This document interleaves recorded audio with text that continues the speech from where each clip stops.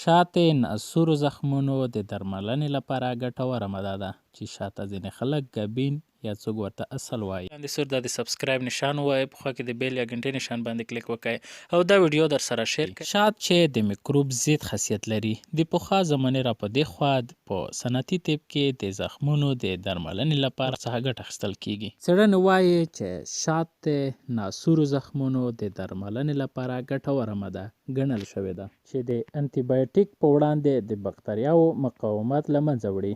څېړنې وایي چې د شاتو غبرګون د 3 ډوله بکتریاوو په وړاندې کوم چې د زخمونو او ټاپونو سبب ګرځي په ګوته شوی. همداشان شات کولی شي په مختلفو بڼو کولی شي چې د بکتریاوو په زخم یا میکروب کې داخلېدو څخه مخه ونیسي. نو شات نه یوازې چې یو ارزښتناک خوراک دی بلکې یو قوي انټي بایوټیک هم بلل کیږي. د شاتو په اړه وروستۍ څېړنې داسې شوې چې شات کولی شي د بکتریاوو د زخم منځته د داخلېدو څخه مخه ونیسي، ځکه دا د بکتریا د ژوندي پاتې کېدو لپاره هغه اړینه مرحله ده چې په پایله کې د زخم د میکروبي کېدو سبب ګرځي. شات کولی شي چې د بکتریا د انټي بایوټیک په وړاندې حساسې کړي چې دا حساسیت کولی شي چې بکتریاوې له منځه یوسي.